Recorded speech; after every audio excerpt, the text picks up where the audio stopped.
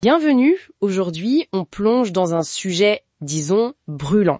Un face-à-face assez tendu à l'Assemblée nationale française. Ouais, bonjour. C'était assez électrique. On avait d'un côté les élus, très inquiets des effets de TikTok sur les jeunes, et de l'autre, les responsables de la plateforme, et même des influenceurs, certains assez controversés d'ailleurs. Tout à fait. Au cœur du débat, un vrai choc entre cette culture numérique, TikTok, et puis nos institutions plus traditionnelles. On pourrait presque titrer « Les influenceurs face à la République », non? Cette ambiance, elle était vraiment palpable pendant les auditions. Ah oui, il y a eu ce témoignage d'Alexis Chels, un influenceur qui y vit de TikTok, mais il vient dire que la plateforme est néfaste et qu'il faudrait la bannir. C'est étonnant. Oui, c'est un des moments forts, où cette enseignante citée par les députés qui s'inquiétaient de former, je cite, une génération d'adultes dont la réflexion est réduite à néant. Ça donne le ton. Clairement. Alors, rappelons le contexte, c'était quoi exactement Alors, il s'agissait d'une commission d'enquête parlementaire, très spécifiquement sur les effets psychologiques de TikTok, surtout sur les mineurs, et aussi la responsabilité de chacun. D'accord. Pour notre analyse, on s'appuie donc sur les auditions, les dirigeants de TikTok France, des influenceurs comme Adé Laurent, Alexis Chens, Anna Baldi ou Hugo Travers. Hugo décrypte, oui. Exact. Et puis l'experte Océane Herrero qui a aussi été entendue. Ok, donc l'objectif là, c'est de décortiquer un peu ce clash, comprendre les arguments des uns et des autres, les défenses, les critiques, surtout sur la modération, l'algo, l'exposition des mineurs. C'est ça. Allons-y.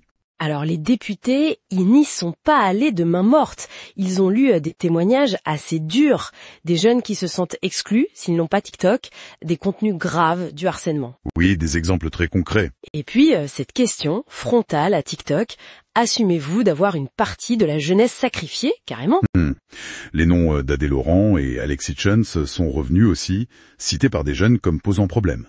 Et la défense de TikTok alors, c'était quoi? Ils ont mis en avant leurs outils, la limite de temps pour les mineurs, le mode connexion famille, le filtrage de mots-clés, la panoplie habituelle on va dire. Classique. Ils ont beaucoup insisté sur leur conformité au cadre européen, le fameux DSA, et puis ils ont rappelé les aspects positifs, les communautés, l'éducation, même le business pour certains. Qui est constamment avec les régulateurs, la Commission européenne.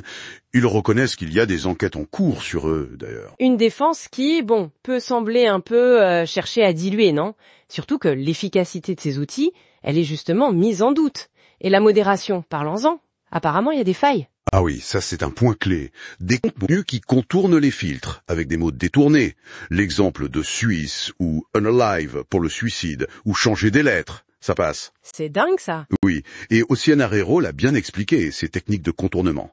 TikTok, de son côté, affirme faire des efforts énormes, des millions de vidéos retirées. Il donne des chiffres. Oui, 400 millions sur la santé mentale entre octobre et décembre, 6 millions en tout début 2024. Ils disent collaborer avec des associations comme Stop Ficha, Pharos, mais ils admettent que c'est dur d'anticiper toutes les dérives. C'est un peu le jeu du chat et de la souris. Et pour les influenceurs signalés, comme Adé Laurent, il a été banni, mais seulement après une intervention politique, c'est ça, Exactement, après un signalement d'Aurore Berger.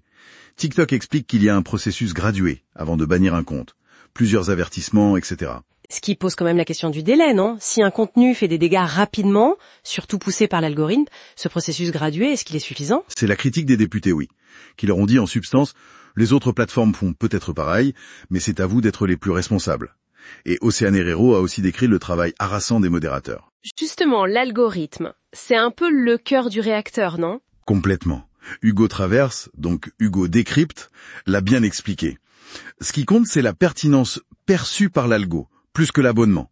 Ça peut rendre un truc viral très vite, sans qu'on s'y attende. Les créateurs, ils le vivent comment? Anna Baldi en parlait. Oui, elle a décrit l'opacité, la peur du shadow ban, cette mise au placard non dite, et le besoin d'utiliser des techniques un peu putaclic, disons, pour émerger. Et les utilisateurs? Ils se sentent parfois enfermés? Oui, certains témoignages parlent de ça. Tomber dans une bulle de contenu, par exemple que des vidéos tristes, après en avoir vu une.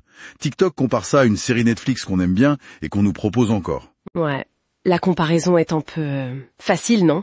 Disons qu'Océane Herrero pointe un risque plus grave. Alimenter des boucles négatives. Si quelqu'un cherche des contenus liés au suicide, même de manière détournée, l'algo peut en reproposer. C'est ça, la puissance d'en parler les députés. Ils savent mieux que nous ce qu'on veut voir. Et au milieu de tout ça, il y a les jeunes, les mineurs. C'est quand même le nœud du problème. C'est le point central, oui. Leur présence est massive, même les moins de 13 ans, alors que c'est interdit. Adé Laurent lui-même a dit qu'il était connu dans les cours de primaire. Incroyable. Et il y a ce décalage pointé par les élus.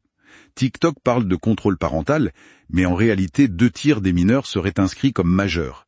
Donc les outils Ne s'appliquent pas forcément. Exactement. Alors, la question qui tue, la vérification de l'âge. Qu'est-ce qu'ils en disent? C'est le point sensible. TikTok dit qu'il existe des technologies, il cite une techno française utilisée par la FDJ. Mais il souligne qu'il n'y a pas de standard européen et que c'est complexe, équilibre entre sécurité, vie privée, liberté. En gros, ils attendent que l'Europe décide. Ça ressemble un peu à ça, oui. Il ne semble pas vouloir être proactif tant qu'il n'y a pas de normes claires. Ce qui a évidemment énervé les députés qui voient un manque de responsabilité criant. Et les influenceurs là-dedans? Adé Laurent, Hutchens. Position différente. Adé Laurent renvoie plutôt la balle à la plateforme et aux parents. C'est pas ma faute si les jeunes me voient. Alex Hutchens, lui, est plus critique sur TikTok si c'est mal encadré. Ce qui est paradoxal, vu qu'il y est. Tout ça nous laisse avec une impression de fossé énorme, en fait. Entre les promesses de TikTok, la réalité vécue par certains jeunes, les stratégies parfois ambiguës, des influenceurs même autocritiques comme Hutchens, et puis des régulateurs qui semblent courir après le train. C'est un bon résumé. Le cadre réglementaire européen, le DSA, il est là.